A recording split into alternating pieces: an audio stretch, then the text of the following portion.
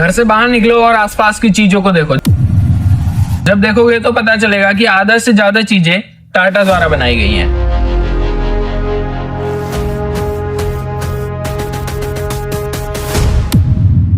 घर से बाहर छोड़ो, जब अंदर ही तुम किचन में घुसोगे तो जो नमक यूज कर रहे हो टाटा का, वो भी टाटा का है। मतलब टाटा का है। लेकिन इसकी शुरुआत हुई थी जमशेद जी टाटा द्वारा। अब जमशेद जी टाटा के जो मम्मी पापा थे, नुसरवान जी टाटा और जीवन बाई टाटा, ये दोनों बिलोंग करते थे एक प्राइस्ड फैमिली थे, मतलब पुजारियों की फैमिली से। लेकिन इनके पिता यानी नुसरवान जी टाटा, इन्होंने सोचा कि क्यों ना इस परंपरा को छोड़ा जाए और क्यों ना बिजनेस की ओर बढ़ा जाए। तो ये अपना कदम रखते हैं बिजनेस की तरफ और अपने बेटे यानी जमशेद जी टाटा को भी अपने साथ ही बिजनेस के बारे में सिखाते हैं। अब देखो ये फैमिली ट्री समझो पहले। नुसरवान जी टाटा और जीवन बाई टाटा, इनके बेटे थे जमशेद जी टाटा, जिनके द्वारा शुरुआत होती है टाटा ट्रेडिंग कंपनी की। और जमशेद जी टाटा के दो बेटे थे, पहले दोराबजी जी टाटा और दूसरे रतन जी टाटा। अब रतन जी टाटा के बेटे थे नवल टाटा और नवल टाटा के तीन बेटे थे, पहले जिम्मी टाटा, दूसरे रतन टाटा और तीसरे नोएल टाटा। यहाँ पर जो रतन टाटा थे वो एडॉप्टेड थे और बीच में एक और नाम आता है JRD टाटा। अब देखो वापिस आते हैं अपने टॉपिक पे और जमशेद जी टाटा के बारे में बात करते हैं। तो जमशेद जी टाटा 1868 में अपनी पहली टाटा ट्रेडिंग कंपनी खोलते हैं, टाटा एंड सन्स, और केवल 21,000 रुपए के साथ में। अब जब वो इस कंपनी को खोलते हैं तो व्यापार करना शुरू कर देते हैं इंटरनेशनल लेवल पे कॉटन का, फाइबर्स का। अब वो सोचते हैं कि इंडिया का फाइबर का है, इंडिया में कॉटन कहाँ पे बन रहा है, तो वो सोचते हैं क्यों ना अब इंडिया में भी एक कॉटन मिल खोली जाए।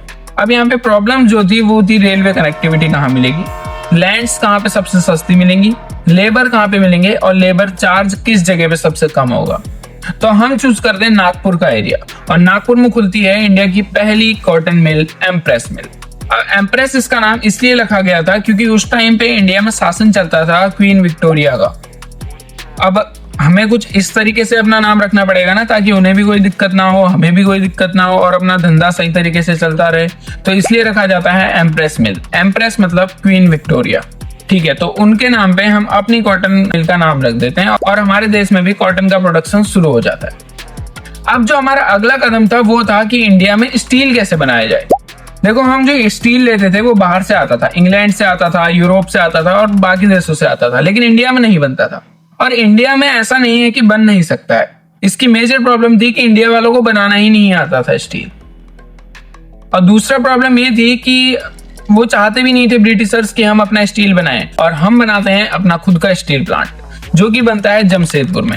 अब जमशेदपुर में बनाने का भी बहुत सारे कारण है। देखो जब तुम स्टील प्लांट बनाओगे तो तुम्हें सबसे मेन चीज चाहिए वाटर सोर्स, जो कि हमें जमशेदपुर में इजीली मिल गया था। दूसरा हमें लैंड्स जो है वो बहुत चीप चाहिए। तीसरा हमें वर्कर्स चाहिए और चौथा हमें इंफॉर्मेशन चाहिए कि स्टील बनता कैसे है। और यहाँ तक कि जब इंडिया में वर्कर्स लाए गए वो इंडिया के थे ही नहीं, वो बाहर से लाए गए थे। तो उस टाइम पे बाहर से वर्कर्स लाना ये बहुत बड़ी बात होती थी। और इसके बाद 1890 में शुरुआत हुई स्टील प्लांट की। शुरुआत हुई, बना नहीं था, खाली सोचा था कि स्टील प्लांट बनाएंगे और सारी लैंड्स, वर्कर्स और इन सब के बारे में व्यवस्था हो गई थी। अब देखो ये सब भी हो गया, वर्कर्स भी आ गए, लैंड्स भी मिल गई, जमशेदपुर की लोकेशन भी फिक्स कर गई। अब 1904 ये वो टाइम था जब जमशेद जी टाटा की डेथ हो जाती और स्टील प्लांट अभी भी बना नहीं था, उसके बारे में बस सोचा गया था। अब टाटा ग्रुप को चलाने के लिए उसके बाद चेयरमैन बनते हैं दोराबजी टाटा, जो कि जमशेद जी टाटा के ही बेटे थे।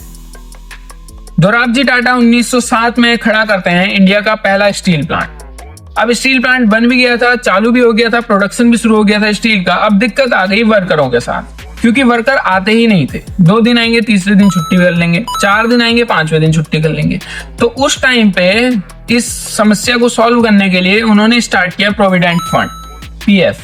अब उस टाइम पे PF बड़ी बड़े देशों में नहीं था। जब टाटा ग्रुप ने इस सब के बारे में सोचा, उनको लाइफ इंश्योरेंस कराना, उनका हेल्थ इंश्योरेंस कराना, उनको बोनस देना, ये सब उस टाइम हो गया था जब बड़ी बड़ी कंपनियां ये नहीं कर रही थी। तब इंडिया में ये सब चालू हो गया था।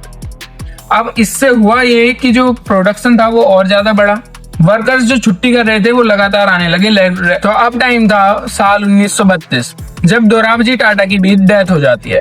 अब दोराबजी टाटा के बाद टाटा ग्रुप को संभालने के लिए आते हैं JRD टाटा। अब यहाँ पे मेन बात जानने वाली है कि जो JRD टाटा थे वो टाटा की ब्लड लाइन से नहीं थे, मतलब वो रतन जी टाटा के कजिन थे। अब मेन बात यह है कि जे.आर.डी. टाटा खुद एक पायलट थे और उन्होंने टाटा एयरलाइंस की भी शुरुआत की थी 1932 में, जिसे बाद में नाम बदलकर रख दिया गया एयर इंडिया। इन्हें भारत सरकार द्वारा खुद भारत रत्न, पद्म विभूषण जैसे सम्मान भी मिले हैं। अब 1991 में जे.आर.डी. टाटा के बाद चेयरमैन बनते हैं रतन टाटा। अब रतन टाटा जब चेयरमैन मिले तो इसका ये मतलब नहीं हुआ कि सारी प्रॉब्लम्स खत्म हो गई। यहाँ से तो प्रॉब्लम शुरू होती है, क्योंकि जैसे ही रतन टाटा चेयरमैन बनते हैं उसके बाद वो सोचते हैं कि क्यों ना अब हम कार डिवीजन पे शुरुआत करते हैं। तो सबसे बड़ा जो इनका फेमस किस्सा वो है फोर्ड वर्सेस टाटा का। जब रतन टाटा पहली बार अपनी कार डिवीजन खोलते हैं और इंडिका लॉन्च करते हैं तो ये सोचते हैं कि इंडिका जो है मिडिल क्लास फैमिली के लिए बनेगी, लोग इसे खरीदेंगे, लेकिन ऐसा नहीं होता है। उनकी सोच पूरी तरह से फ्लॉप हो जाती है और वो चले जाते हैं अमेरिका फोर्ड ग्रुप से मिलने, और वहां जाके वो बिल फोर्ड से मिलते हैं और बिल फोर्ड से बोलते हैं कि आप हमारी कार डिवीजन खरीद लीजिए। ये कमबैक टाइम था। वो फोर्ड ग्रुप के चेयरमैन यानी बिल फोर्ड से बोलते हैं कि आप हमारी कार डिवीजन खरीद लीजिए क्योंकि ये सही से चल नहीं रही है। अब देखो बिल फोर्ड इस पर रिप्लाई क्या करते हैं कि वो बोल देते हैं कि हम आपकी कार डिवीजन खरीद के आप पे एहसान कर रहे हैं। जब आपको बिजनेस करना आता ही नहीं है तो आपने बिजनेस शुरू ही क्यों किया। अब ये बात सुन के यहाँ पे चोट जो पहुंचती है रतन टाटा के, वो उस डील को बिना साइन किए उसी समय घर लौट आते हैं। अब 2007 से लेके 2008 ये वो टाइम होता है जब टाटा ने इंडिका का वर्जन 2 लॉन्च किया और ये इतना सक्सेसफुल वर्जन रहा कि मतलब हर बंदा, मतलब उस टाइम का हर मिडिल क्लास बंदा के पास एक ही गाड़ी होती थी, इंडिका। अब साल था 2008 जब पूरी मार्केट में मंदी से आ गई थी, मतलब पूरा मार्केट क्रैश हो गया था। अब जो फोर्ड का JLR मॉडल है यानी जैगवार लैंड रोवर का, वो पूरी तरीके से लॉस में चल रहा था। ना ही उसका इंजन सही से चल रहा था, ना ही उसका लुक सब उतना प्रोफेशनल लगता था। मतलब पूरी तरीके से वो कार डिवीजन अब खत्म होने वाली थी मार्केट से। तब रतन टाटा खुद उनके पास यानी बिल फोर्ड के पास जाते हैं और उनसे बोलते हैं कि हम आपका JLR मॉडल खरीदने के लिए रेडी हैं। अब यहाँ पे रिप्लाई फिर से बिल फोर्ड ही देता है, लेकिन इस बार वो बोलता है कि आप हमारा JLR मॉडल खरीद के हम पे एहसान कर रहे हो, यानी आप पे एहसान से वो हम पे एहसान पे आ जाते हैं। और ये होता है टाटा का बिगेस्ट कमबैक फॉर एवर। और इसके बाद रतन टाटा इंडिया को आगे बढ़ाने के लिए कई सारी चीजें करते हैं, जैसे वो टाटा टी लॉन्च करते हैं, टाटा का सॉल्ट आज हर घर में, टाटा की नैनो जो one of the favourite car of, शायद फेवरेट तो नहीं लेकिन one of the best car हो सकती है,